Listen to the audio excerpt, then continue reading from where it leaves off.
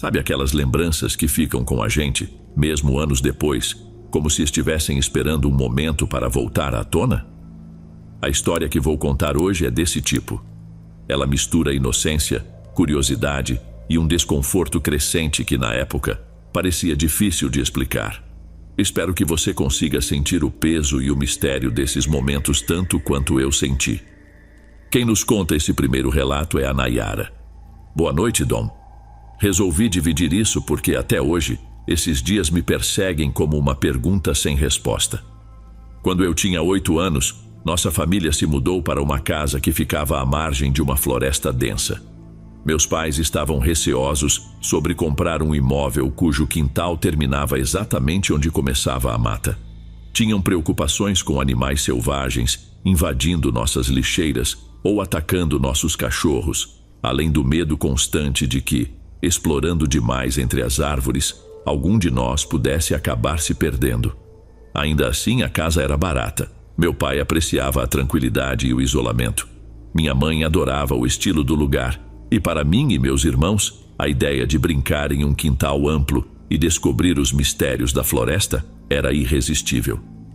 Os primeiros sinais de que algo estava fora do normal vieram dos nossos cachorros. Eles tinham um medo inexplicável da floresta e se recusavam a entrar na mata, não importava a circunstância. Se um brinquedo caía além da linha das árvores, eles não iam atrás. E caso algum de nós entrasse, eles ficavam agitados, andando de um lado para o outro até que voltássemos.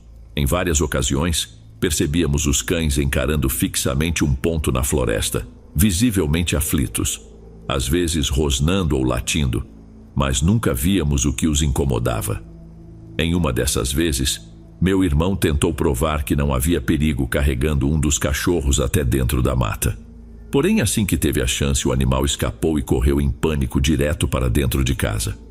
Ao anoitecer, se estávamos no quintal, era comum ouvirmos sons como se alguém estivesse andando entre as árvores, galhos sendo empurrados e gravetos quebrando. Quando chamávamos, ninguém respondia, mas às vezes, ao iluminar com uma lanterna, conseguíamos ver por um instante muito breve algo que parecia ser uma pessoa se movendo na escuridão. Isso fez com que meus pais proibissem a todos de entrar na floresta depois que o sol se punha, e até mesmo durante o dia, tínhamos ordens de nunca sair do campo de visão da casa. Minha irmã tinha um quarto cuja janela dava diretamente para o quintal e a floresta ao fundo. Ela lembra de uma noite em que olhou para fora e viu uma figura sombria parada na borda do gramado. Algo naquela silhueta parecia errado, como se ela não tocasse completamente o chão, além de ser alta demais para uma pessoa. Era como se estivesse deformada. Minha irmã ficou convencida de que aquilo estava olhando diretamente para ela. Apavorada, chamou nosso pai dizendo que havia um homem no quintal olhando pela janela. Ele correu para fora com uma lanterna, enquanto ela continuava observando a figura. Ela não se moveu, mas assim que a luz da lanterna a alcançou, desapareceu instantaneamente. Era comum ouvirmos batidas na porta dos fundos à noite, mas nunca havia ninguém lá. Meus pais acreditavam que fossem adolescentes pregando peças e começaram a ignorar. Até que, em uma noite de chuva forte, as batidas ficaram insistentes e nervosas. Minha mãe cogitou que talvez alguém estivesse precisando de ajuda, tentando escapar da tempestade. Quando abriu a porta, porém, não encontrou ninguém. Nem sequer havia marcas de pés molhados na varanda. Esse fenômeno das batidas persistiu durante todo o tempo em que moramos ali. Elas aconteciam por algumas semanas seguidas, depois cessavam por meses, mas acabavam voltando. Meus pais, cansados, instalaram uma câmera de segurança para capturar quem ou o que estava causando aquilo. Embora nunca tenha registrado ninguém na porta, a câmera revelou algo inesperado e ainda mais intrigante. Cerca de 3 anos após nossa mudança, meu irmão começou a sofrer de terrores noturnos e a andar pela casa enquanto dormia. Sempre que isso acontecia, ele invariavelmente saía pela porta dos fundos, caminhando em direção à floresta. Minha mãe, que tinha o sono leve, ouvia o som da porta se abrindo e corria para alcançá-lo antes que ele se aproximasse demais da mata. Depois de algumas ocorrências, ele ficou curioso e pediu para ver as gravações da câmera de segurança, querendo ver como parecia enquanto sonambulava, talvez achando que seria algo engraçado. Porém, o vídeo mostrava algo perturbador. Ele saía para a varanda, parava como se escutasse alguma coisa, balançava a cabeça e então continuava andando, como se algo invisível o estivesse atraindo ou conduzindo à força. Uma noite, enquanto estava no quintal, meu pai ouviu minha irmã chamando-o da direção da floresta. Ela parecia aflita, e ele, achando que ela havia se machucado ou caído enquanto explorava a mata, correu para ajudá-la. Ele gritava tentando localizá-la, mas estava escuro demais para enxergar algo, e a voz parecia vir de todas as direções. Ele pediu que ela esperasse onde estava enquanto ia buscar uma lanterna. Quando voltou para dentro da casa, pronto para pegar a luz, encontrou minha irmã lá dentro, tranquila e sem sinal de preocupação. Naquele momento, ele decidiu não nos contar sobre o que havia escutado. Alguns meses depois, algo semelhante aconteceu comigo. Eu estava no quintal com os cachorros quando ouvi minha mãe me chamando da floresta. Ela dizia que seu suéter tinha ficado preso em galhos e que precisava da minha ajuda. Sem pensar muito, comecei a entrar na mata, mesmo tendo visto minha mãe dentro de casa pouco antes e não tendo notado ela passando por mim. Enquanto avançava, os cães começaram a latir freneticamente, chamando a atenção do meu pai, que me viu pela janela e gritou para eu voltar. Quando respondi que estava ajudando a mamãe, ele gritou ainda mais alto, dizendo que minha mãe estava dentro de casa e que eu precisava correr de volta imediatamente. Foi o que fiz. Depois desse episódio, meus pais decidiram cercar o quintal e começaram a procurar um novo lugar para viver. No entanto, após a cerca ser construída, as coisas pioraram. As batidas na porta e nas janelas se tornaram constantes, como se alguém circulasse a casa, testando cada janela. Muitas noites, ouvíamos sons de arranhões na cerca e vozes além dela. O sonambulismo do meu irmão também se intensificou. Em uma noite, minha mãe não ouviu a porta abrir, e ele acordou do lado de fora, parado junto à cerca, encarando a floresta enquanto os cães latiam desesperados para ele. Na manhã de nossa última noite na casa, acordamos e encontramos a porta dos fundos aberta. Ao verificar a gravação da câmera, vimos a porta se abrindo lentamente, sozinha, sem que ninguém aparecesse nas imagens.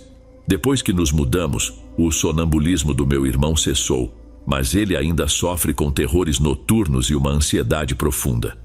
Há algumas noites ele me ligou, aparentemente só para conversar, mas no meio da conversa me perguntou se eu achava que a porta aberta naquela última noite significava que o que quer que estivesse lá fora havia finalmente entrado. Ele tentou brincar com o assunto, mencionando o clima de Halloween e sugerindo que talvez precisássemos de um exorcismo caso algo tivesse grudado em nós. Porém, percebi que ele estava claramente incomodado. Confesso que também ainda me sinto afetado. Até hoje fico inquieto perto de florestas ou áreas escuras e densamente arborizadas.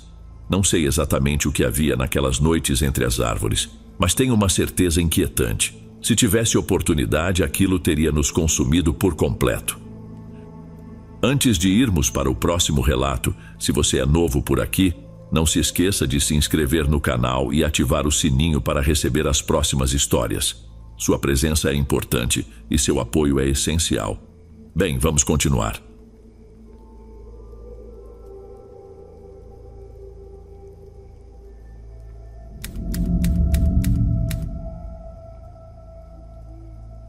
Boa noite a todos. Obrigado por estarem aqui e por me darem a oportunidade de compartilhar algo tão significativo para mim. Meu nome é Danilo Pérez, tenho 30 anos e hoje quero dividir um momento que transformou minha vida para sempre. A história começa quando eu tinha 12 anos e vivia em um pequeno vilarejo chamado Vale de Bravo. Era um fim de tarde gelado de dezembro e eu voltava da escola com o coração cheio de alegria e satisfação. Estava ansioso para contar ao meu pai sobre a nota excelente que tinha conseguido em uma prova de matemática. Ele sempre dizia que eu puxara o talento dele com números, e cada vez que via o sorriso dele ao ouvir minhas conquistas, eu sentia uma felicidade indescritível. Enquanto caminhava pelas ruas de pedra do vilarejo, rodeado por árvores e o silêncio tranquilo do fim do dia, Me peguei pensando no último fim de semana. Meu pai e eu havíamos passado horas juntos na garagem tentando consertar o velho caminhão Ford dele. Meu pai, Hernandez, era conhecido na comunidade pela sua habilidade como mecânico, alguém que todos admiravam. Eu sempre sonhei em ser como ele. No entanto, naquela tarde, algo parecia fora do comum. Quando dobrei a esquina da rua onde morávamos, estranhei a ausência do som constante das ferramentas vindo da garagem. Tudo estava mergulhado em um silêncio inquietante, apenas interrompido pelo sussurro do vento entre as árvores. Ao me aproximar de casa, um pressentimento ruim tomou conta de mim. A garagem estava fechada, e as luzes que normalmente ficavam acesas a essa hora estavam apagadas. Isso era muito incomum, já que meu pai sempre trabalhava até o anoitecer. Entrei chamando por ele, mas o silêncio foi a única resposta. Foi então que vi minha mãe, sentada no sofá, com o rosto escondido entre as mãos, chorando baixinho. Ao lado dela, minha tia Paula, irmã do meu pai, me olhava com uma expressão de pesar que eu jamais tinha visto antes. O ar na sala estava pesado, sufocante, e tudo parecia anunciar que algo terrível havia acontecido. Minha mãe, com a voz embargada e carregada de tristeza, finalmente falou. Houve um acidente na oficina. Seu pai estava trabalhando em um carro quando o elevador hidráulico falhou e o veículo caiu sobre ele. Ele não resistiu. Naquele momento, meu mundo parou. As palavras acidente e não resistiu se repetiam na minha cabeça como um eco distante, mas era como se não fizessem sentido. Meu pai, aquele homem forte, cheio de vida e sempre presente, não estava mais ali. A dor foi esmagadora. Imagens dele sorrindo, me ensinando a arrumar minha bicicleta ou torcendo comigo nos jogos de futebol vinham à minha mente repetidamente, tornando ainda mais difícil aceitar que ele se fora para sempre. Os dias seguintes foram um turbilhão de tristeza e confusão. O funeral foi um dos momentos mais difíceis. Ver meu pai, sempre tão vibrante, agora sem vida dentro de um caixão, foi devastador. Minha mãe estava completamente destruída e, apesar das palavras de consolo de parentes e amigos, nada parecia capaz de aliviar a dor. Nossa casa, antes tão cheia de vida e risos, se tornou um lugar sombrio e silencioso. Minha mãe vagava pela casa como uma sombra, perdida em seu luto, enquanto eu me isolava no meu quarto, incapaz de lidar com tudo aquilo. Voltar à escola foi um desafio quase insuportável. Meus colegas não sabiam como agir ao meu redor. Alguns me evitavam, como se minha tristeza fosse algo contagioso, enquanto outros me olhavam com compaixão, o que só fazia aumentar minha vontade de me afastar de tudo e de todos. Foi nesse período turbulento que Francisco, um conhecido distante da nossa família, começou a aparecer com frequência em nossa casa. Ele tinha sido amigo do meu pai na juventude, mas até então nosso contato havia sido superficial. Depois do acidente, Francisco passou a nos visitar quase diariamente. No começo, sua presença parecia trazer algum conforto. Ele ajudava minha mãe com as tarefas domésticas, trazia alimentos e estava sempre disponível para oferecer apoio. Gradualmente, minha mãe, ainda consumida pelo luto, começou a confiar nele cada vez mais. Apesar disso, algo em Francisco me incomodava profundamente. Ele sempre se mostrava educado e prestativo, mas havia uma frieza no seu olhar que contrastava com suas palavras gentis. Não conseguia identificar o motivo exato, mas sua presença começou a despertar em mim um sentimento de desconfiança. Conforme os meses passavam, ele e minha mãe se tornavam mais próximos, o que me deixava inquieto. Até que um dia, escutei uma conversa entre os dois. É hora de seguir em frente. Você não pode ficar presa às lembranças do Hernandez. Pense no Danilo, em como sua tristeza o afeta. Minha mãe, embora relutante no início, acabou concordando. Aquela noite mal consegui dormir. A ideia de Francisco tentar ocupar o espaço do meu pai na nossa vida me enchia de raiva. Para mim, ninguém poderia substituí-lo, muito menos alguém que me causava tanto desconforto. A situação piorou. Francisco passou a estar presente em nossa casa quase o tempo todo, chegando ao ponto de dormir no quarto de hóspedes ocasionalmente. O vínculo entre ele e minha mãe Já não era apenas de amizade, e isso era evidente. Sempre que eu trazia meu pai à conversa, Francisco parecia querer mudar de assunto, como se preferisse apagar qualquer lembrança dele. Minha desconfiança cresceu até o dia em que, durante uma ajuda com matemática, ele disse algo que me perturbou ainda mais. Seu pai ficaria muito orgulhoso de ver o quão forte você é. A frase parecia ter sido dita com as palavras certas, mas sem emoção genuína. Era como se ele apenas tentasse me agradar, sem realmente sentir o que dizia. A partir desse momento, comecei a suspeitar de que suas intenções iam além do que aparentava. Notei que ele observava com atenção exagerada alguns objetos valiosos da casa, especialmente os que pertenciam ao meu pai. A confirmação veio quando o encontrei remexendo nos papéis do escritório do meu pai.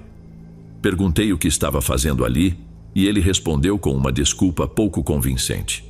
Sua mãe pediu para eu procurar alguns documentos. Eu sabia que ele mentia, mas não tinha provas para desmascará-lo.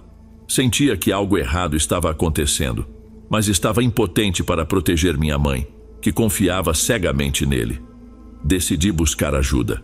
Fui até a casa da minha avó materna, Dona Cristina, uma mulher de sabedoria admirável e conhecida por sua sensibilidade. Peguei minha bicicleta e fui até lá. Contei tudo. O envolvimento crescente de Francisco em nossa vida, minhas suspeitas sobre seu interesse pelos pertences do meu pai e o incômodo que ele me causava. Minha avó ouviu com atenção, assentindo devagar enquanto eu falava. Quando terminei, ela me olhou com seriedade e preocupação. Desde o começo, senti que havia algo estranho nesse Francisco. Algumas pessoas aproveitam o momento de fragilidade dos outros e temo que seja isso que ele está fazendo agora. Depois de refletir por alguns instantes, minha avó me conduziu a um quartinho nos fundos da casa, onde ela guardava objetos antigos e enigmáticos. Lá, ela pegou um pequeno frasco contendo um líquido escuro que parecia ganhar vida dentro do vidro. Este é um elixir de proteção que nossa família usa há gerações.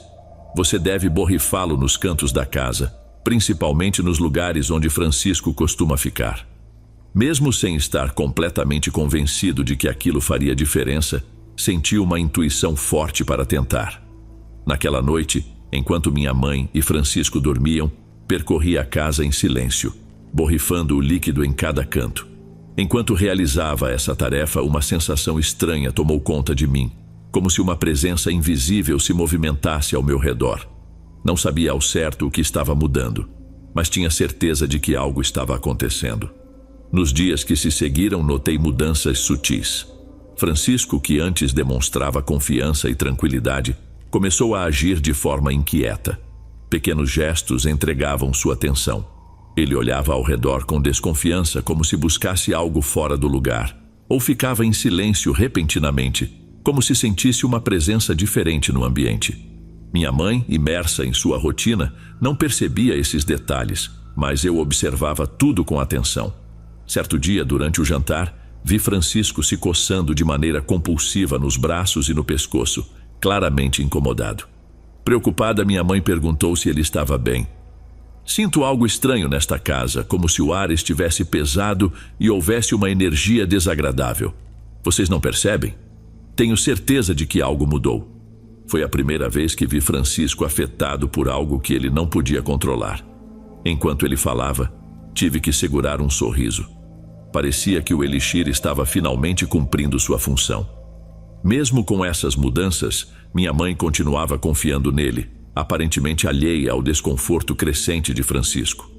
Com o passar dos dias, ele passou a reduzir suas visitas. Não dormia mais no quarto de hóspedes e, quando aparecia, ficava inquieto e logo inventava uma desculpa para sair. Parecia que ele já não se sentia à vontade ali, e sua postura confiante começou a ruir. Minha mãe, embora notasse algo diferente em seu comportamento, não ligava os pontos e seguia confiando em Francisco. Até que, uma tarde, ouvi uma discussão entre eles enquanto estava no meu quarto. Precisamos vender esta casa. Não faz sentido continuar aqui, agarrada a memórias que só trazem tristeza. Seria melhor vender, usar o dinheiro e recomeçar em outro lugar, longe de tudo que lembra o Hernandez. Ao escutar essas palavras, senti um frio no estômago. Francisco mencionou que, com o dinheiro da venda e o valor do seguro de vida do meu pai, nossa vida seria mais fácil e sem preocupações. Foi o suficiente para confirmar as suspeitas que eu vinha alimentando. Francisco não estava apenas interessado na minha mãe, mas também de olho no dinheiro deixado pelo meu pai. Naquela noite, Francisco se aproximou de mim com o mesmo sorriso falso que eu já não conseguia tolerar. Ele perguntou, com uma gentileza que parecia ensaiada: como foi o dia na escola? Ao escutar o tom condescendente de Francisco, uma raiva intensa tomou conta de mim. Não consegui mais me conter. Não me chame assim, você não é meu pai e nunca será. O silêncio que tomou a sala foi absoluto. Minha mãe, visivelmente chocada, exigiu que eu me desculpasse imediatamente, mas não consegui. Minha ira e a dor falaram mais alto. Não vou pedir desculpas. Francisco só está aqui pelo dinheiro e você se recusa a enxergar isso. Eu tinha plena certeza de que Francisco não era digno de confiança, mas minha mãe permanecia cega. Ela estava presa ao sofrimento e à gratidão por ele ter sido um apoio em um momento tão difícil. No entanto, eu não podia mais ignorar o que via. Algo estava errado, profundamente errado. Na manhã seguinte, enquanto minha mãe saiu para fazer compras, tomei a decisão de buscar novamente a ajuda da minha avó. Ela era minha única aliada desde o início, e eu precisava ouvir seus conselhos mais do que nunca. Subi na bicicleta e pedalei com toda a velocidade até sua casa. Quando cheguei, contei tudo. A discussão com Francisco, como ele mencionou o seguro de vida do meu pai, um assunto que apenas minha mãe e eu conhecíamos, e minha certeza de que ele estava atrás do dinheiro. Minha avó ouviu atentamente, sua expressão séria refletindo preocupação. Após alguns instantes de reflexão, disse: sempre senti que havia algo sombrio ao redor de Francisco. Não é apenas ambição ou ganância. Há algo mais, algo que vai além do que conseguimos perceber. Foi então que ela decidiu que precisávamos tomar medidas mais drásticas. Levou-me novamente ao quartinho com seus objetos antigos e retirou uma pequena escultura de madeira representando um homem com feições austeras. Este é o guardião. Nossa família o utiliza há gerações para afastar energias negativas. Mas só tê-lo não basta. Precisamos realizar um ritual para ativar seu poder e garantir que Francisco, ou seja lá o que está por trás dele, não consiga voltar. O ritual deveria acontecer à noite, quando as energias sombrias eram mais intensas. Consistia em acender velas em cada canto da casa, recitar uma oração específica e posicionar o guardião no centro da sala.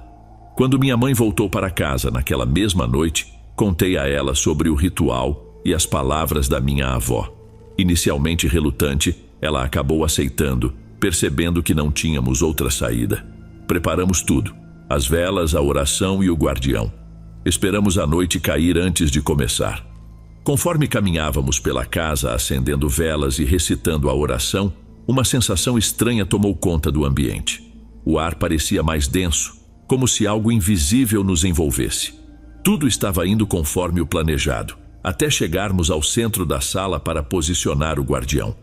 Foi nesse momento que as luzes começaram a piscar descontroladamente e um frio cortante preencheu o cômodo. A sensação de que algo tentava nos impedir ficou inegável. As velas começaram a se apagar uma a uma, e então um som ensurdecedor veio da porta principal, como se alguém ou algo estivesse tentando entrar à força. Minha mãe, tomada pelo medo, hesitou, mas eu sabia que não podíamos parar.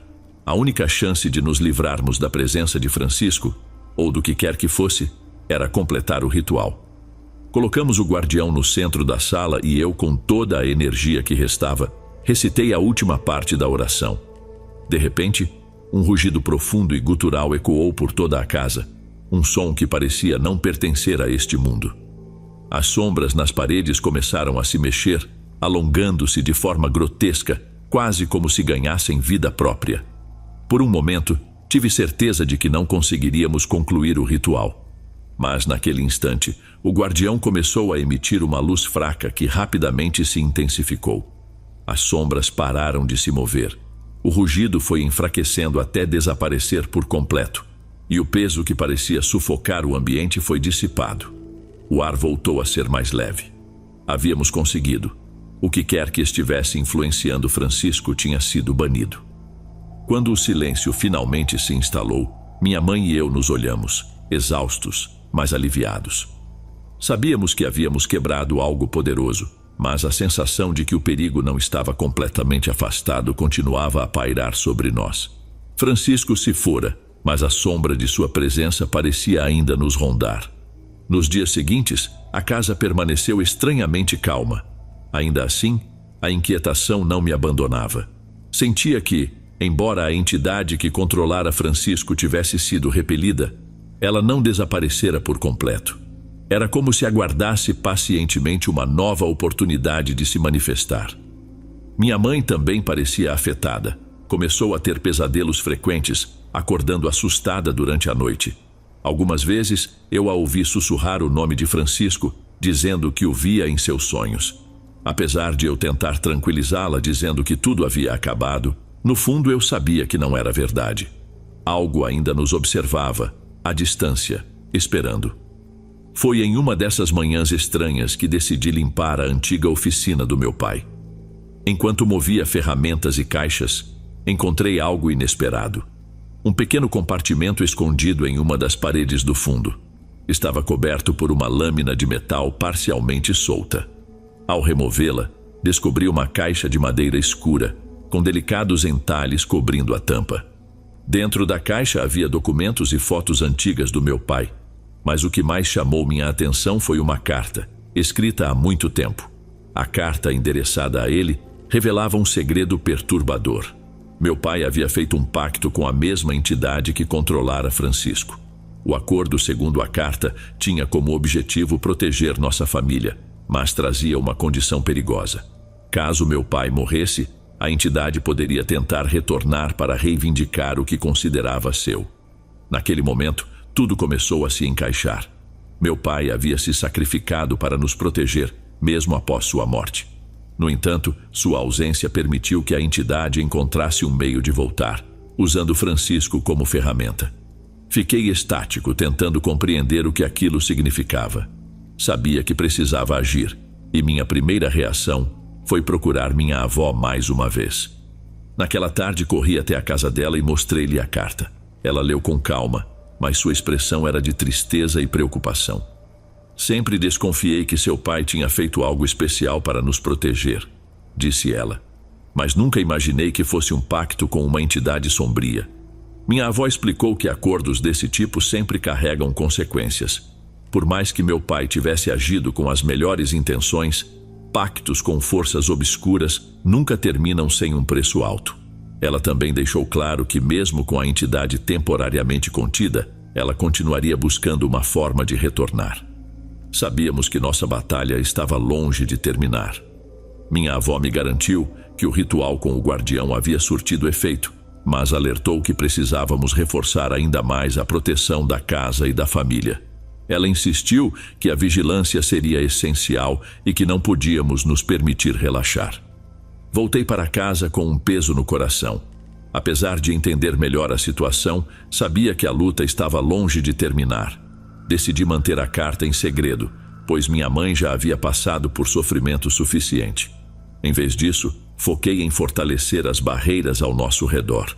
Posicionei os amuletos que minha avó havia me dado em todas as entradas e deixei o guardião firme em seu lugar no centro da sala. Os dias seguintes transcorreram sem nenhum incidente visível, mas a sensação constante de ser observado nunca me abandonava. Tentava me concentrar na escola e nas tarefas diárias, mas minha mente estava sempre em alerta. À noite, os ruídos na casa continuavam. Passos no corredor, sombras que surgiam no canto dos olhos. Eu sabia que aquilo não era fruto da minha imaginação. Uma noite, enquanto tentava adormecer, ouvi um estrondo vindo da sala. Levantei num salto com o coração acelerado. Parecia que algo pesado tinha sido derrubado. Meu primeiro pensamento foi: Francisco voltou. Peguei uma lanterna e, com a respiração presa, caminhei pelo corredor escuro. O silêncio era esmagador, mas o instinto de que algo estava errado era inescapável. Chegando à sala, encontrei uma das velas do ritual caída no chão. Não havia vento nem explicação aparente para isso. Um arrepio percorreu minha espinha. Antes que pudesse reagir, ouvi uma voz. Era a voz de Francisco, mas distorcida, sombria, quase inumana. O som vinha do quarto da minha mãe. Meu coração disparou ainda mais. Caminhei até a porta, escutando sussurros indistintos. Quando a abri, vi Francisco, ou o que parecia ser uma sombra retorcida dele, ao lado da cama da minha mãe. Ela estava deitada, imóvel, como se estivesse sob algum tipo de influência. Sem pensar muito, agarrei o vaso sobre a cômoda e o quebrei contra a cabeça de Francisco. O golpe o fez cambalear para trás, soltando minha mãe e caindo no chão. Minha mãe, em estado de choque, começou a chorar descontroladamente, agarrando-se a mim como se sua vida dependesse disso. "Ligue para a polícia!" pedi com a voz tremendo. Ela, ainda tremendo, fez a ligação e a polícia chegou rapidamente. Francisco, ou o que restava dele, estava desacordado no chão quando os policiais entraram. Ver os oficiais trouxe algum alívio, mas a ideia de que aquilo ainda não tinha acabado continuava a me atormentar. Ao ser levado, Francisco lançou-me um olhar de puro ódio, tão intenso que parecia carregar uma promessa. Ele, ou a entidade por trás dele, retornariam. Nos dias que seguiram, minha mãe e eu tentamos lidar com o trauma. A polícia garantiu que Francisco não voltaria a nos incomodar, mas no fundo, eu sabia que ele não era o verdadeiro problema. A entidade que o possuíra ainda estava lá fora, aguardando uma oportunidade para voltar. Minha mãe e eu começamos a passar mais tempo juntos, buscando reconstruir a normalidade em nossa vida. Relembrávamos momentos com meu pai, compartilhando histórias e encontrando consolo na memória dele. Aos poucos, ela começou a recuperar suas forças, mas eu continuava vigilante, ciente de que aquilo poderia não ser o fim. Alguns meses depois, senti que era hora de procurar minha avó novamente. Perguntei a ela se acreditava que a entidade poderia voltar algum dia. Sua resposta foi direta. "É possível, mas agora você sabe o que enfrentamos e como proteger sua família. Nunca relaxe. Com o que aprendeu, você será capaz de enfrentar qualquer escuridão que tente voltar." Suas palavras trouxeram uma mistura de paz e responsabilidade. Embora soubesse que a batalha contra a entidade que havia controlado Francisco ainda não tinha um fim definitivo, sentia-me mais preparado. Com o guardião ao nosso lado e o apoio da minha avó, estávamos equipados para lidar com qualquer ameaça que pudesse surgir. A vida seguiu seu curso, mesmo com as cicatrizes daquele período ainda presentes. Minha mãe e eu construímos uma nova rotina, encontrando um equilíbrio entre o que perdemos e o que ainda tínhamos. O medo, embora não totalmente ausente, tornou-se um companheiro silencioso, algo com o qual aprendemos a lidar. Sabíamos que a escuridão poderia tentar voltar, mas também sabíamos que juntos poderíamos enfrentá-la. Hoje, ao olhar para o passado, percebo que tudo o que vivemos nos tornou mais fortes. Francisco e a entidade que o manipulava já não fazem parte de nossas vidas, mas as lições daquela batalha permanecem. E se um dia a escuridão decidir retornar, estaremos prontos para encará-la novamente.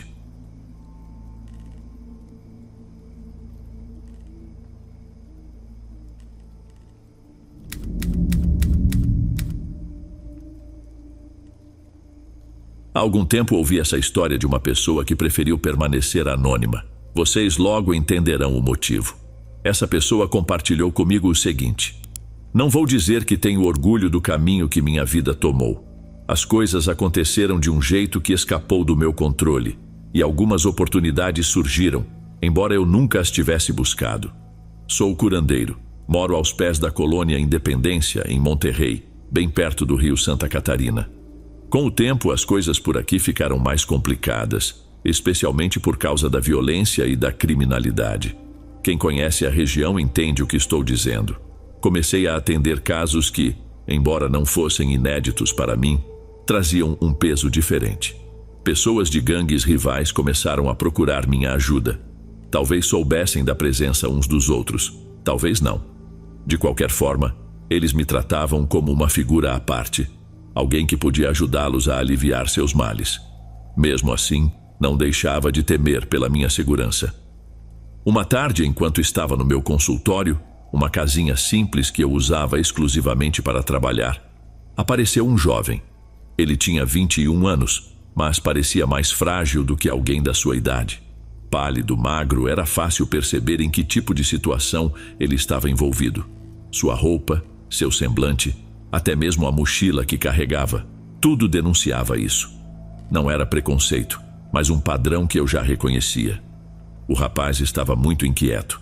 Conversando, contou que não consumia nem comercializava as substâncias com as quais lidava.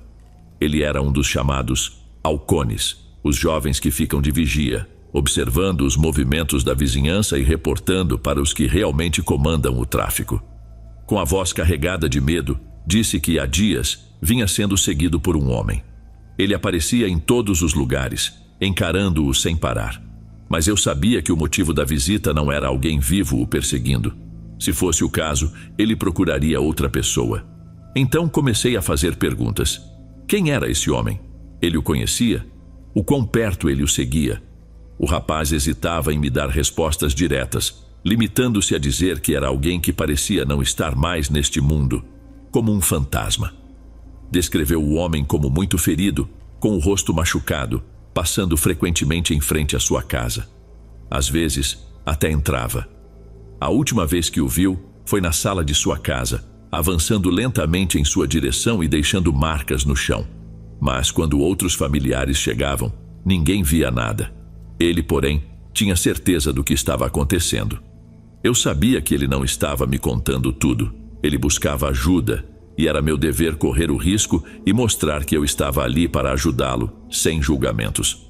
Afinal, esse era meu trabalho. Escute, garoto, disse a ele. Tem um morto ao seu lado, eu sinto. Com certeza está lá fora esperando, porque aqui ele não pode entrar. Quanto mais rápido você me contar a verdade, mais rápido poderei te ajudar. Não se preocupe, já ouvi de tudo por aqui. Ele começou a tremer ainda mais. Com a voz falhando, admitiu que, cerca de um mês atrás, durante um assalto no bairro, ele atacou um senhor. O homem pediu para ficar com sua mochila, dizendo que tinha documentos importantes do trabalho. Os dois brigaram e ele, no calor do momento, atirou. Foi até o fim. O jovem então confessou que quem vinha o assombrando era aquele homem, o mesmo que ele tirou a vida e os pertences, e que agora parecia segui-lo, com um rosto desfigurado e cheio de dor. Quando recebo casos assim, é impossível não pensar na gravidade de tudo. Não pelo rapaz, mas pelo senhor que foi vítima, pela família dele. Imagino que fosse um pai de família, e mesmo que não fosse, não importa. O que aconteceu foi terrível. Poderia ter sido qualquer um de nós. Mesmo assim, quando alguém chega ao meu consultório, não há muitas opções. Ou você ajuda, ou fica imaginando o que podem fazer se você não ajudar. Fiz o que estava ao meu alcance, aplicando os procedimentos que costumo usar, combinados com orações que ele próprio fez, pedindo perdão, entre outras coisas. Confesso que, enquanto o ajudava, a sensação de desconforto era grande. Apesar disso, achei que era o mínimo que ele merecia naquele momento. E, verdade seja dita, ele me pagou muito bem. Esse é um ponto delicado nesses casos. Sempre pagam bem.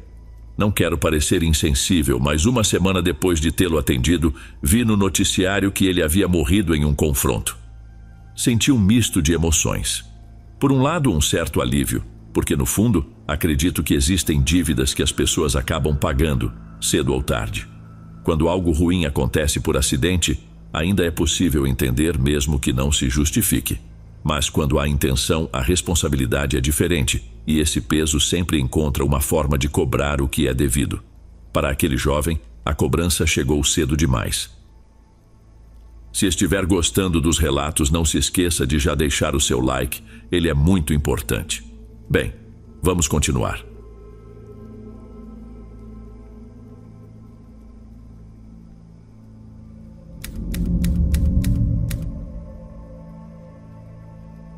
No ano de 1999, retornei ao estado de Washington depois de passar 4 anos viajando por todo o país.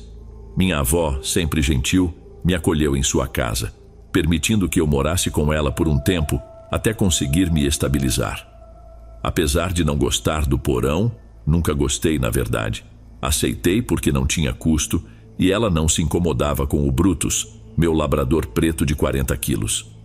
Além do mais, nós sempre tivemos uma ótima relação.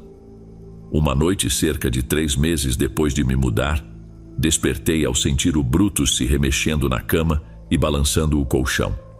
Logo em seguida, ouvi os sons de satisfação que ele emitia quando alguém coçava atrás de suas orelhas, algo típico de cachorros mais velhos. Meio sonolento, me sentei com a intenção de mandá-lo parar e voltar a dormir, mas então percebi o que estava acontecendo. Ele estava tentando se aproximar de uma mulher que estava ao lado da minha cama, acariciando atrás das orelhas dele. Não gritei, o que até hoje considero um feito, mas fiquei completamente atordoado. Quem era ela? De onde tinha vindo? E principalmente, por que estava no meu quarto às 3 da manhã acariciando meu cachorro? 1000 perguntas passaram pela minha mente, mas a coragem para questionar ficou de lado. Minha reação foi me esconder debaixo do cobertor, como se aquilo fosse resolver. Esperei um pouco, acreditando que, ao sair, ela não estaria mais lá. Mas me enganei. Ela continuava lá. Repeti o processo outras 2 vezes, e a cada vez que olhava, ela permanecia, sorrindo tranquilamente enquanto fazia carinho no Brutus. Na terceira tentativa, algo mudou. Notei que, na verdade, eu não sentia medo. Meu vínculo com o Brutus era muito forte. Nos conhecemos em momentos difíceis para ambos, e isso construiu uma confiança inabalável entre nós. Ele claramente não via nenhum perigo naquela mulher, e eu confiava em seu julgamento. Então, decidi enfrentar a situação. Saí de vez debaixo do cobertor, determinado a lidar com aquela estranha presença. Na minha cabeça, acender a luz resolveria. Talvez ela desaparecesse. Estendi a mão e liguei o abajur. Foi uma ideia tola, admito, porque fantasmas não somem com luz acesa, certo? E de fato, ela não desapareceu. Ali estava ela, acariciando o Brutus com serenidade. Percebendo que não havia outra saída, desisti de ter medo e simplesmente a observei. Ainda consigo visualizá-la perfeitamente. Vestida com um elegante conjunto marrom, composto por calça e blazer, com uma blusa creme por baixo. Seus cabelos castanhos avermelhados, até os ombros, eram cuidadosamente arrumados em grandes cachos. Parecia alguém prestes a ir para um evento formal, mas que resolveu passar ali por um instante para cumprimentar. Não me lembro de ter dito nada, mas fiquei ali, completamente presente. Senti que ela estava ciente da minha presença tanto quanto eu da dela. Por alguns minutos nos encaramos em um silêncio profundo. Quando terminou de acariciar o Brutus, ela se dirigiu ao pé da cama, ergueu-se com elegância e lentamente começou a se dissolver. Primeiro suas roupas desapareceram, depois a pele, órgãos e ossos, como uma cena impactante de um filme. O processo, que deveria ter sido aterrorizante, não me causou repulsa. Pelo contrário, parecia que ela escolheu sair daquela forma, quase como um ato teatral. Lembro de pensar, isso deveria me assustar, mas, uau! De algum jeito consegui voltar a dormir. Na manhã seguinte, enquanto tomávamos café, me preparei para contar à minha avó tudo o que havia acontecido. No entanto, ela parecia perturbada após receber um telefonema inesperado. A notícia era triste. Carla, sua melhor amiga dos tempos de escola, havia falecido durante a madrugada. Eu lembrava das histórias animadas que minha avó contava sobre as duas na juventude, especialmente uma sobre um bolo de aniversário roubado. No entanto, nunca tinha visto como Carla era fisicamente. Curioso, perguntei à minha avó como ela se parecia. Com um olhar distante, ela respondeu: "Ah, não faço ideia de como ela estava agora, mas quando éramos jovens, tinha o cabelo castanho avermelhado mais lindo, cheio de cachos." Esse foi apenas um entre os eventos incomuns que vivi no porão da casa da minha avó, mas até hoje permanece o mais marcante e, de alguma forma, o menos assustador.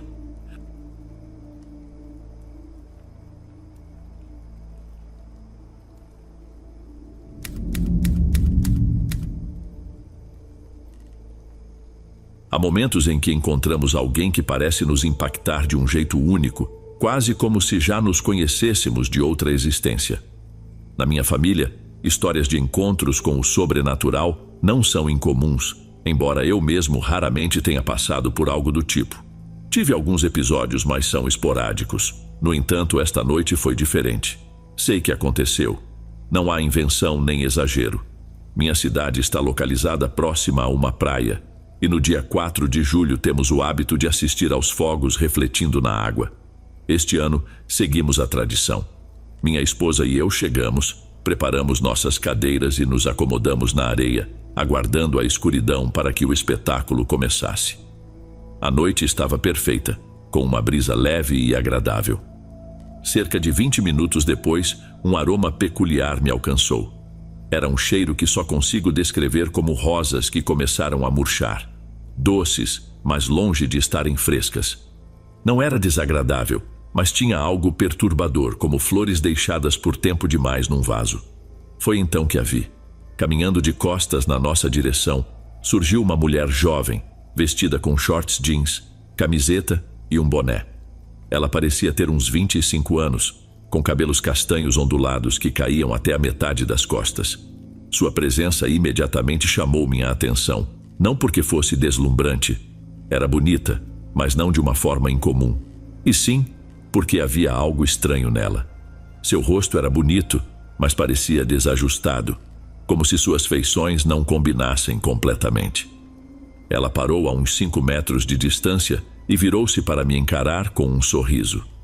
Em seguida, sentou-se na areia. Mais uma vez, algo parecia fora do lugar, mas eu não conseguia desviar os olhos. Olhei para minha esposa, curioso por sua reação, mas ela não deu qualquer sinal de notar a mulher. Era como se estivesse invisível para ela.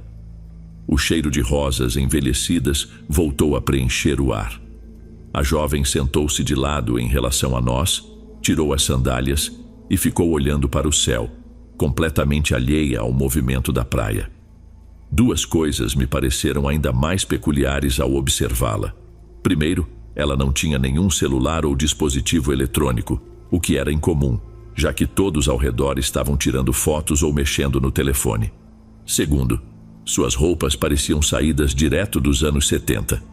Eu vivi naquela época e reconheço bem aquele estilo despojado, quase infantil. Mais uma vez, o cheiro de rosas murchas chegou com o vento. Decidi tirar uma foto da paisagem. O céu, a praia e aquela mulher estranha. Pouco depois, ela se levantou e começou a caminhar para trás de onde estávamos. Virei para tentar acompanhá-la com o olhar, mas ela já tinha desaparecido. Quando chegamos em casa, conferi a foto. Não fiquei surpreso ao não vê-la na imagem. De alguma forma, eu já sabia que seria assim. No lugar onde ela estava sentada, apenas um pequeno orbe verde apareceu, brilhando na areia. Estranhamente, não me sinto perturbado. Sinto que ela não tinha intenções ruins. Na verdade, acredito que talvez fosse alguém que viveu e morreu nos anos 70, vindo me visitar por alguma razão que ainda não compreendo. Estou tentando ligar isso a alguma lembrança da minha infância, mas até agora não consegui fazer a conexão.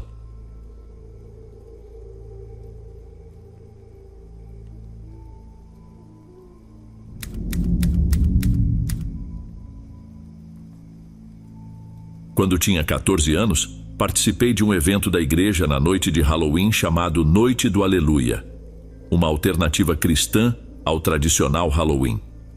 Minha família e eu costumávamos chegar cedo, já que ajudávamos a organizar as barracas, brincadeiras e a distribuição de doces. Para ser honesto, meu maior interesse era garantir os melhores doces antes de todo mundo. Depois de finalizar minha parte na montagem, fui até um banco perto do santuário principal. Sempre adorei esse lugar, pois dava para observar todo o movimento do evento e ainda apreciar o pôr do sol, que era espetacular.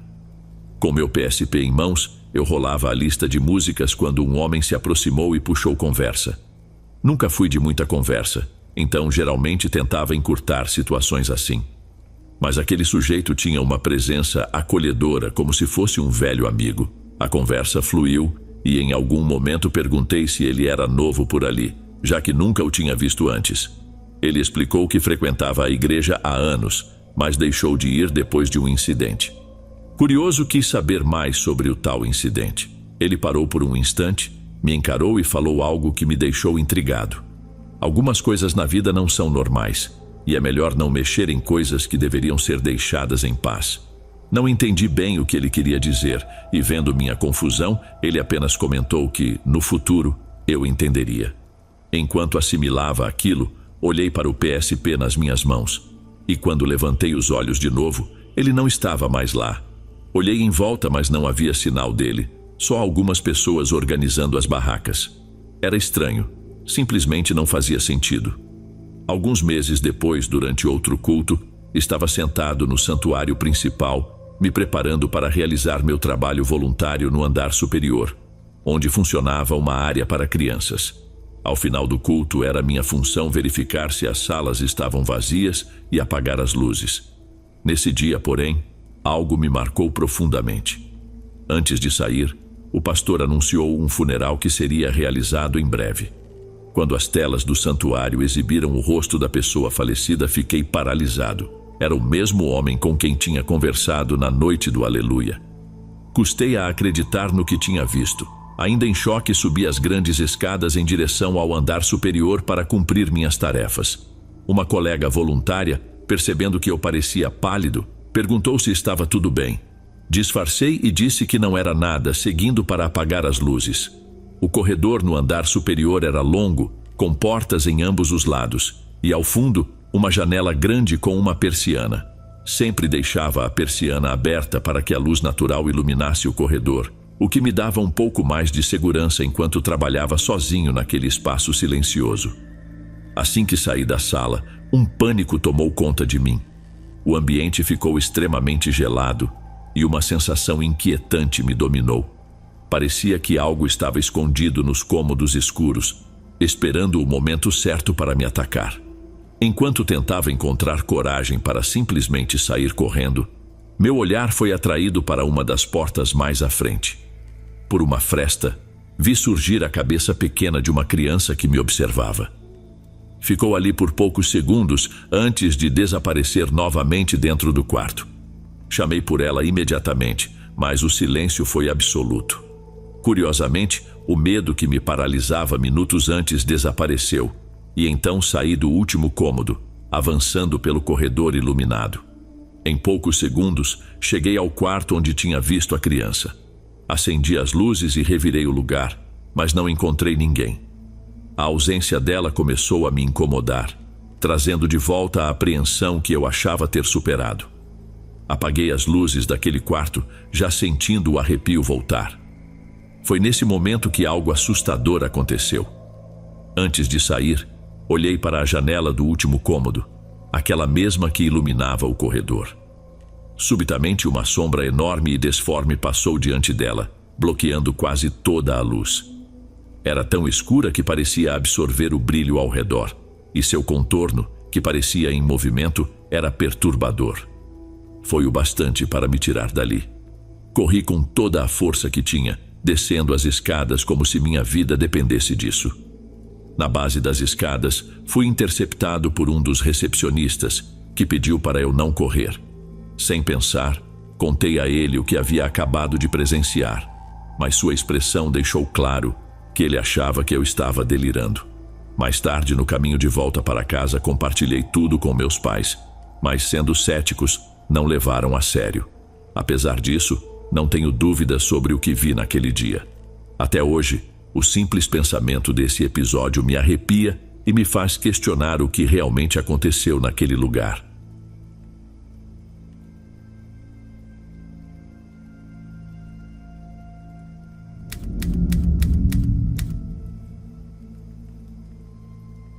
Já teve a sensação de ver algo tão estranho que te fez questionar sua própria sanidade? Eu já. E até hoje me pergunto se foi real ou apenas fruto da minha exaustão. Era uma noite como qualquer outra, mas eu voltava para casa completamente acabado depois de horas extras em um projeto que parecia sugar minha alma. O prazo apertado, o cansaço acumulado e o estresse quase palpável me acompanharam até a porta do meu apartamento. No entanto, como um médico viria a me explicar mais tarde, esse nível de desgaste mental não costuma provocar visões tão claras. Logo na entrada do meu apartamento, tenho um abajur antigo herdado da minha avó. A peça não é nada impressionante, com sua cúpula de tecido e pequenos detalhes pendurados, provavelmente seria ignorada em qualquer brechó. Mas, para mim, ela carrega memórias. Quando minha avó faleceu, não tive coragem de me desfazer do abajur. Ele era um símbolo daquelas tardes mágicas em sua casa, onde o cheiro de pão de gengibre no ar parecia traduzir o amor dela em um aroma. Ligar o abajur me trazia uma espécie de conforto, como se ela estivesse por perto, zelando por mim de longe. Mas naquela noite a sensação foi tudo menos reconfortante. Assim que acendi o abajur, meu coração disparou como nunca. Levantei os olhos e vi algo que parecia saído de um pesadelo. Corpos nus, com uma coloração acinzentada e um brilho úmido, algo que só consigo descrever como lodo, igual ao que cobre um animal recém-nascido. Eles estavam empilhados, formando uma espécie de torre viva, com uns 3 ou 4 corpos de altura. E o mais perturbador, estavam vivos. Eles respiravam, lentamente, de forma ritmada. Não estavam inconscientes, tampouco mortos. Foi então que um estalo me atravessou. Eles não estavam ali parados, eles estavam nascendo. Mas não eram crianças, nem fetos ou algo que você esperaria nesse tipo de contexto. Eram adultos completamente formados, emergindo cobertos de líquido viscoso. E aí veio o cheiro. Um odor quente e adocicado, parecido com leite morno. Fiquei paralisado, minha mão congelada no interruptor. Meu instinto, porém, me fez reagir. Apaguei a luz. Assim que meus olhos se ajustaram à escuridão, percebi que os corpos haviam sumido. Mesmo assim, meu corpo tremia, minha mente estava em frangalhos e eu não tive coragem de acender o abajur de novo. Apenas saí correndo do apartamento e caminhei pelo corredor, tentando recuperar algum controle sobre meus pensamentos. Depois de alguns minutos vagando e respirando fundo, me convenci de que tudo não passara de uma peça pregada pela minha mente cansada. Voltei para o apartamento, tomei coragem e liguei o abajur novamente. Nada. Apenas a luz suave refletindo nas paredes, como sempre. No dia seguinte, procurei um médico. Ele me explicou que o que eu experimentara era provavelmente uma alucinação causada pelo estresse extremo. Confesso que nunca imaginei que alucinações pudessem ser tão reais, tão cheias de detalhes sensoriais, como aquele cheiro de leite quente e o som molhado da respiração dos corpos. Sempre pensei que fossem apenas distorções vagas, como ver formas nas sombras ou figuras irreais. Mas aquela noite me mostrou que, às vezes, o que parece mais impossível pode parecer assustadoramente verdadeiro. E cá estamos. A vida segue e a gente aprende. Sou grato à equipe médica por me ajudar a enxergar isso de forma mais clara. Mas nos momentos mais escuros, especialmente logo após o ocorrido, às vezes me pego pensando que aquilo não foi só um truque da minha mente. Havia algo mais. Aquele cheiro, o som úmido e ofegante, a textura pegajosa, não eram simples formas abstratas. Eram corpos, completos e ricos em detalhes. Pintas, pelos, cicatrizes, marcas de nascença. Cada um desses traços ainda está nítido na minha memória. Mesmo assim, como o médico explicou, tinha que ser uma alucinação, porque não faz sentido algo tão real surgir simplesmente ao ligar um abajur. O mundo em que vivemos não funciona assim, e eu sei disso. Se funcionasse, haveria muito mais relatos semelhantes por aí. Mas nunca busquei histórias parecidas, porque, para ser honesto, não quero descobrir se outros já passaram por algo assim. Se algum dia eu lesse que sim, toda a estrutura de normalidade que construí com tanto esforço nos últimos 20 anos desmoronaria em pedaços. E não sei se conseguiria lidar com isso.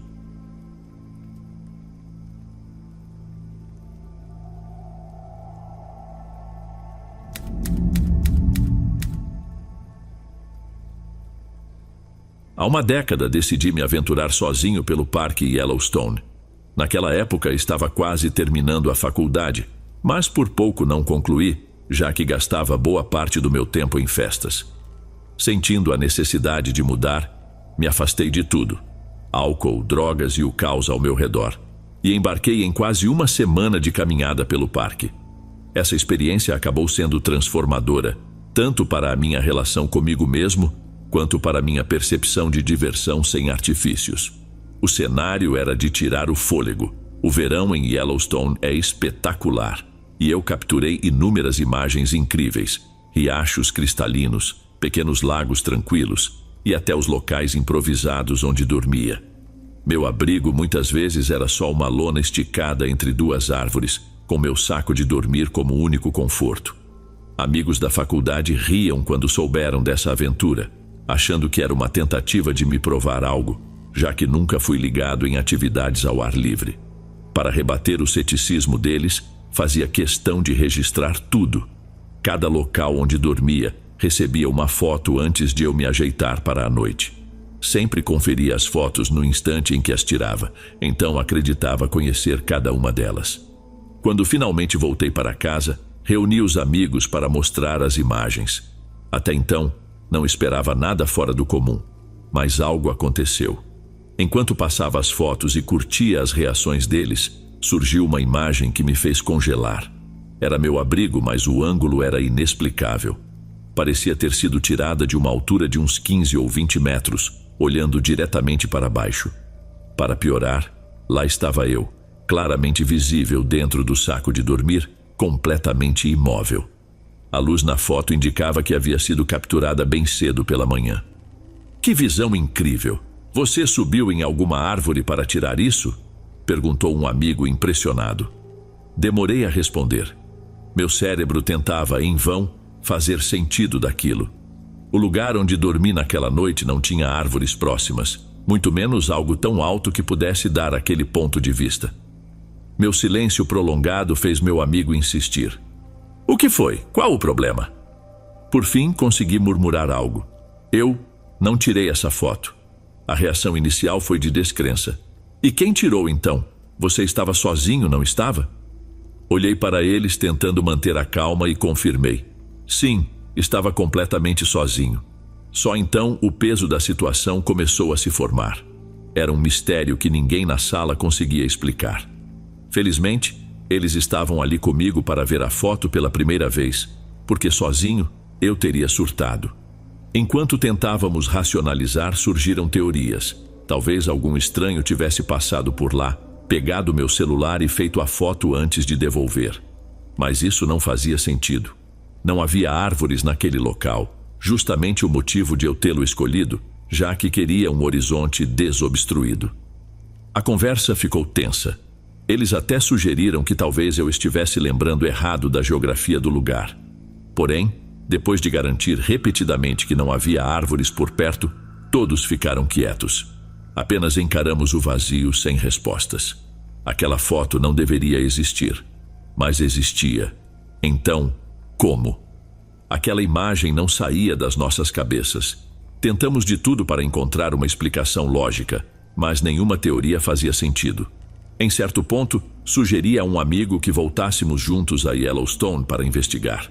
Ele recusou na hora e ainda recomendou que eu simplesmente apagasse a foto e deixasse isso para trás. Foi só uma brincadeira de alguém, ele afirmou. Ou algum erro do celular. De qualquer jeito, não vale a pena ficar obcecado. Estamos bem, jovens, e com saúde. Isso não muda nada. Eu sabia que ele tinha razão. Que tipo de resposta poderia me trazer paz? Mesmo a hipótese mais racional era desconfortável. Alguém se aproximou enquanto eu dormia, mexeu no meu celular e depois o colocou de volta sem que eu percebesse. Qualquer alternativa mais complexa, sinceramente, eu preferia nem considerar. Era mais sensato deixar isso para lá e seguir em frente. No entanto, de vez em quando ainda penso nisso. É involuntário. E no fundo tenho uma sensação estranha. Descobrir a verdade por trás daquela foto poderia ser muito mais perturbador do que eu sou capaz de imaginar. Antes de irmos para o último relato, se ainda estiver por aqui, comente o horário que está assistindo. Gosto de saber quem assiste os relatos até o final. Bem, vamos continuar.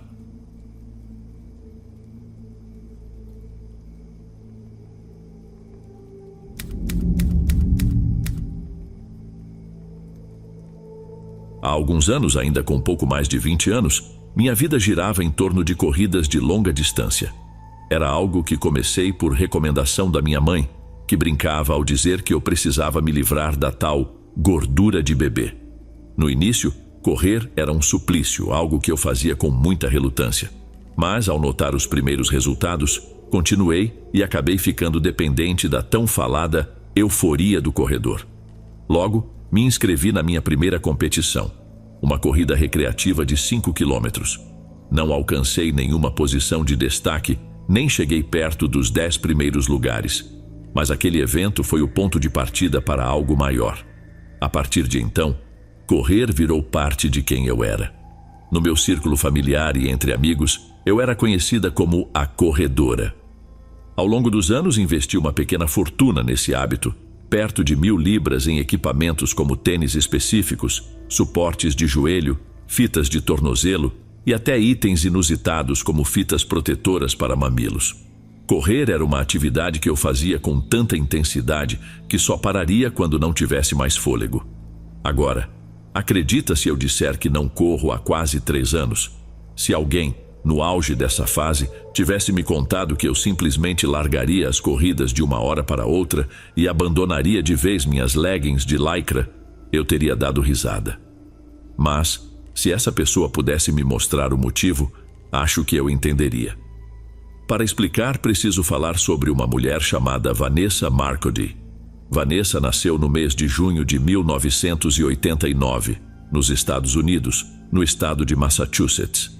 Ela se formou pela Universidade de Boston e depois construiu sua carreira no Google, em Nova York. Pelo que sei, Vanessa era uma pessoa realizada, com saúde, sucesso e pais extremamente orgulhosos. Contudo, em agosto de 2016, ela saiu para correr e nunca mais voltou para casa. Seu corpo foi encontrado em uma trilha de corrida, numa área de floresta perto de onde morava. Vanessa sofreu queimaduras no rosto, nas mãos e nos pés. Seu assassino tirou sua vida por estrangulamento, quebrando seu nariz e desferindo outras crueldades após a morte. Ele também roubou seus pertences, como roupas e fones de ouvido, e deixou evidências do que havia feito. Segundo os relatos que li, Vanessa tentou lutar, causando ferimentos no homem. A raiva que ele sentiu por ela resistir se traduziu em mais violência, culminando nas queimaduras em seu corpo. A polícia prendeu um suspeito pelo crime, mas até hoje o julgamento não aconteceu. Eu sei disso porque configurei um alerta no Google para acompanhar as notícias, mas nunca recebi nenhuma atualização. Ainda assim, não é sobre o processo legal que quero falar. A questão é: como o assassinato de uma estranha em outro continente me fez abandonar algo que eu tanto amava? Aqui está o ponto. Vanessa foi morta no condado de Worcester, em Massachusetts. Eu vivo em Worcester, na Inglaterra, e meu nome, Vanessa Marcotte. Apenas uma letra nos diferencia. Vanessa nasceu em junho de 1989, exatamente o mesmo mês e ano que eu. A distância entre nossos aniversários é de menos de uma semana. Os pais dela se chamam John e Rosiana. Os meus, Ross e Jan. Vanessa tinha cabelos castanhos e olhos castanhos. Eu também. Quando dizem que o sangue gela diante de algo aterrorizante, acredite, é verdade. Enquanto lia cada detalhe sobre a vida e a morte de Vanessa, era como se um frio percorresse minhas veias. Nós éramos tão parecidas, quase idênticas. Mais que isso, parecia que éramos reflexos uma da outra. Sei que pode soar insano, até egoísta, achar que a tragédia dela tem alguma coisa a ver comigo. Coincidências acontecem, é claro. Mas uma sequência dessas, é compreensível que eu tenha ficado tão abalada. Mas a decisão de abandonar as corridas não foi imediata. Não completamente. Isso aconteceu cerca de uma semana depois. Como mencionei, o assassinato da outra Vanessa mexeu comigo, mas não ao ponto de me afastar da corrida de uma vez por todas. Minha rota era pública, bem movimentada, cercada por casas e parecia segura. No entanto, em um dia específico, o último em que corri, algo mudou. Naquela tarde, o parque estava quase vazio. Normalmente cruzava com outras pessoas. Alguém passeando com cães, um corredor apressado ou até um casal de idosos aproveitando uma caminhada tranquila. Porém, dessa vez havia apenas uma pessoa. Um homem de cabelo curto, óculos e vestindo um anorak azul escuro. Lembro que ele me olhou fixamente quando passei por ele na primeira volta. Embora incômodo, isso não era algo fora do comum. Usar roupas esportivas, muitas vezes ajustadas ao corpo, infelizmente atrai certos olhares, mesmo quando a maioria tenta ser discreta. Só que o jeito como ele me encarou era estranho, perturbador, mas ainda assim não o suficiente para me deixar alarmada. Quando comecei a segunda volta no percurso, algo em mim travou. Pode parecer irracional para quem é mais lógico, mas fui tomada por uma sensação avassaladora de que, se cruzasse novamente com aquele homem, minha história acabaria ali. Um pensamento sombrio me consumiu. Eu terminaria como a outra Vanessa, machucada, humilhada, destruída. Tínhamos tantas semelhanças na vida. Eu não queria que houvesse outro paralelo na morte.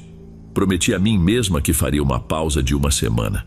Era só uma pausa, e eu voltaria quando me sentisse pronta. Mas quando o prazo acabou, meus tênis continuaram guardados. Uma semana virou 2. Um mês se transformou em 6. E agora, 3 anos depois, eu nunca mais corri. Hoje meu exercício vem de outras formas. Faço burpees, pulo corda e estou considerando comprar uma bicicleta ergométrica quando as finanças permitirem.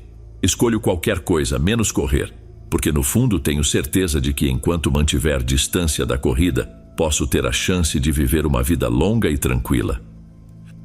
Ei pessoal, obrigado por ouvirem. Clique no sininho de notificações para ser alertado de todas as futuras narrações. Lanço vídeos novos todos os dias por aqui. Espero te ver nos próximos. Agora na tela vou deixar outros 2 bons vídeos que sei que irão gostar. Te vejo por lá.